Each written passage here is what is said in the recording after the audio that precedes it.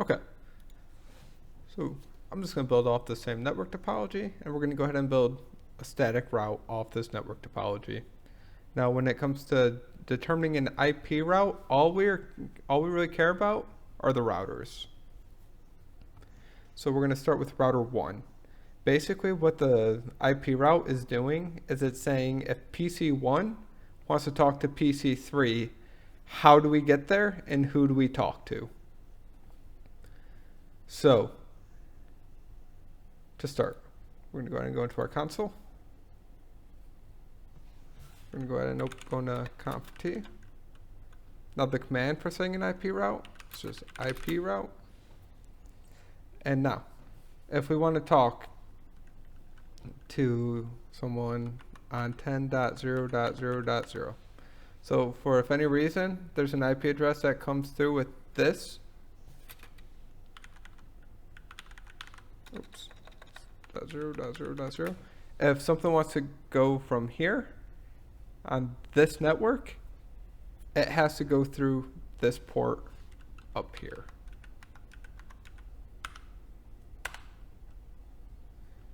And you have to do that for any network that it wants to talk to. So if it wants to talk to someone for, say, on this network right here, network 2. So IP route, and you're just going to specify the network address. So if it's someone on this network address, then what port do we have to go through?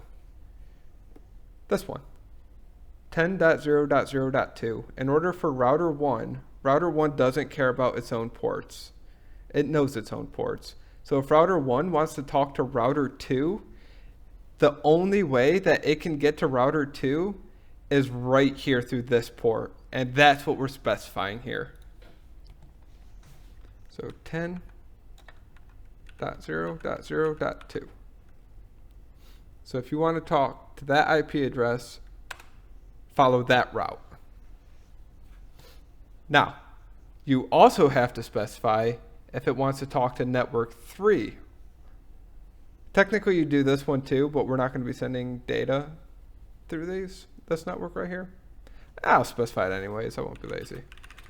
So IP route, if it wants to talk to 20.0.0.0, 255.0.0.0, what port does it go through? Still this one. Router 1 does not care about router 3. It still has to go through 10.0.0.2. So you also have to specify IP route 192.168.30.0. So if we're talking to this far network all the way over here, what port are we using? Now this is where it gets a little tricky because it's still using 10.0.0.2. It is still using the 0/0 interface on router 2 because router 1 is not connected to router 3 right now. Router 1, if we specified this port over here, it would have no idea what we're talking about. All it knows is what we're connected to right now. So you're going to tell router 1, if you have a network address of 192.168.30, we're going to send it to router 2. Then router 2, we're going to specify where they're going to send it. So that's very important to know.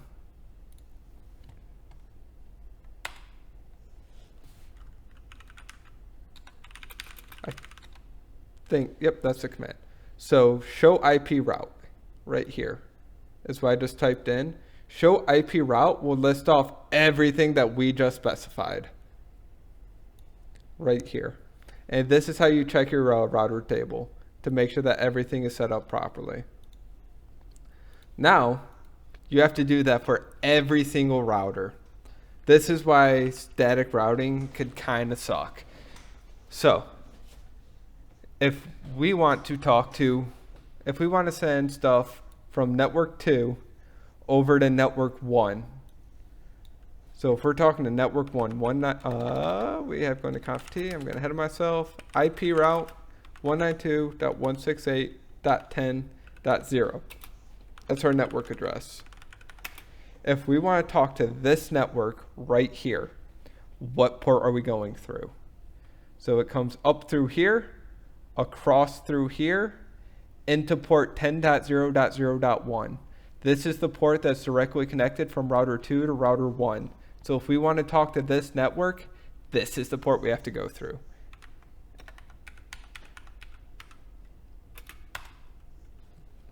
Now, if we want to talk to router or network 3, you have to specify IP route 192.168.30, because that's our network address for this network, .0.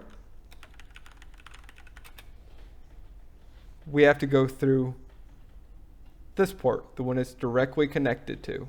So 20.0.0.1.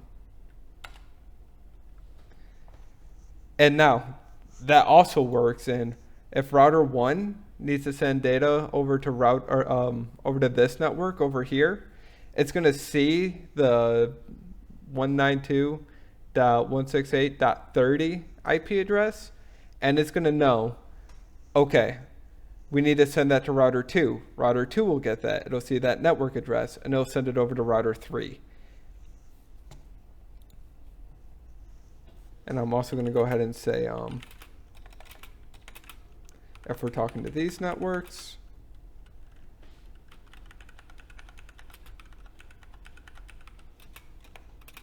that's the port we're going to go through. And if we're talking to this network,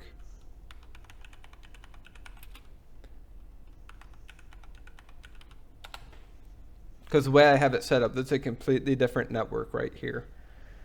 So if it had to send information on this network between the routers, this is the path it's going to take.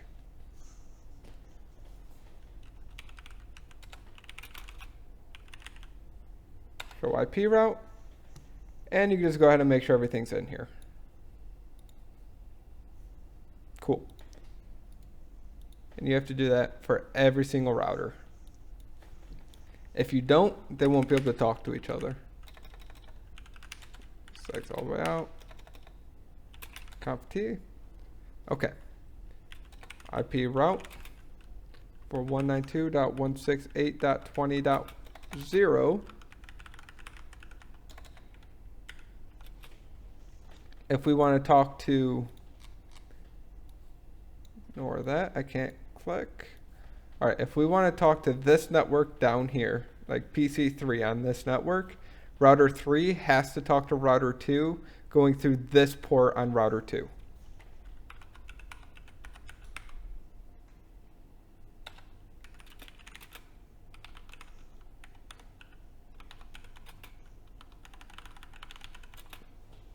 Same thing over here. If router 3 wants to talk to network 1, so if PC6 over here wants to talk to PC1 all the way over here, you still have to specify it's this port on router 2, because router 3 does not care about router 1. Router 2 cares about router 1.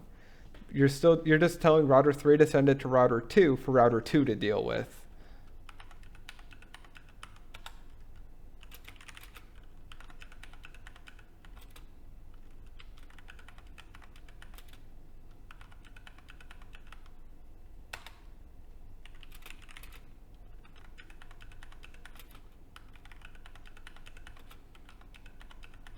Oops. Cool. And that's how you set up a static route. And let's see if I'm smart and actually did it properly. So theoretically, router 1 should now be able to ping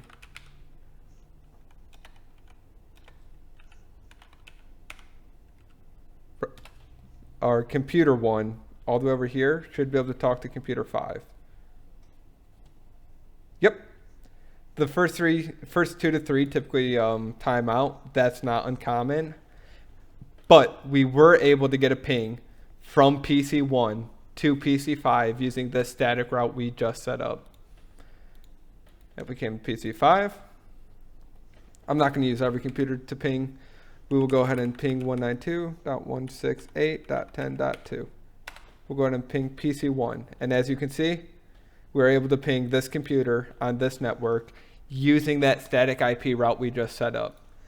And when eventually I get into EIGRP, you'll notice how much nicer that is because it'll automatically determine those routes for us. And that's the difference between dynamic and static. Instead of specifically telling each router what hops it has to take to get somewhere, it will automatically, you just assign it its neighboring networks, and it will know who it has to send data to in order to get there, making life a million times better. But that's how you set up a static route. If you have questions, please find me in class. If something's not working, by all means, I'm willing to help. But that's the basics for setting up a static route.